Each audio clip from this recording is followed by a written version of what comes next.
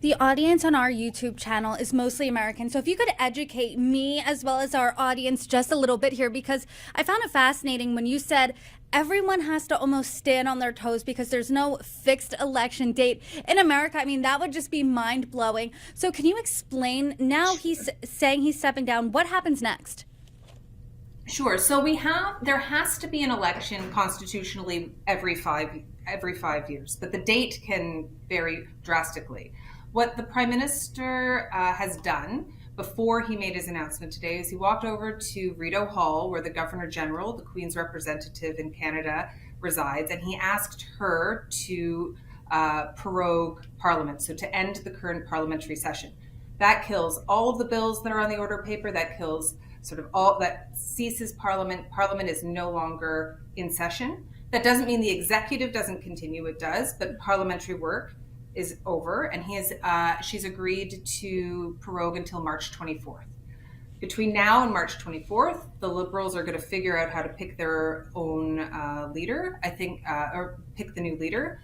It's going to be a new age to do it. The last time we did it was 2013. Now we're in an age with a lot more social media, a lot more foreign interference concerns. So I think that will be a challenge. After March 24th, presumably the new leader will come back, start a new session of Parliament, which always starts with a speech from the throne. And then after that, we suspect the government will, unless something really dramatic happens between now and then, I suspect that the opposition parties will do a vote of non-confidence, which they can do because we're in a minority government. So the governing party doesn't have a majority of the House. They will all come together. They will force an election, and will probably, depending on how long, again, the length of an election is also variable. It could be 30 days, it can be 80 days. So somewhere between April and June, the new Liberal leader will lead the party into the election, and we probably by next June there will be a new Prime Minister. You've seen this shift worldwide, that there's been a rejection of the status quo. You saw this in America in November, where Biden and then Harris didn't really tap into the mood like you said Trudeau didn't after COVID. Do you think then that because the Liberal Party in Canada is trailing in the polls because of this change worldwide, do you think you're going to see a Conservative Prime Minister in Canada next? The polls certainly indicate right now that we're going into a Conservative sort of supermajority. And a Conservative majority government is actually one of the most powerful sort of forms of government. They don't have nearly as many checks and balances as even a U.S. president would have. They can get anything through the House that they would like. They've got to have everything will sail through, and so they will see some really dramatic changes in Canadian policy and laws by the end of this year.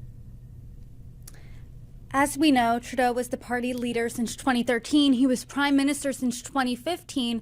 When you're looking at his political career, what do you think his legacy is going to be? So I think he's going to have a really positive legacy. I think maybe not right now as people are living in it, but going forward, he's going to be seen as progressive. He's going to be seen as, he's going to be an environmentalist, taking progressive steps against climate change. He's going to be seen as a feminist, someone doing more for gender equality in the country, for reconciliation with Indigenous peoples, and also for really making big strides to help the middle class. Canada Child Benefit was a benefit to all families that have children. We have $10 a day child care now that was brought in by the Liberal Party. He brought in free pharmacare, free dental care. So these are things, and legalized marijuana and banned assault weapons. So I think the history books will be very kind to Prime Minister Trudeau.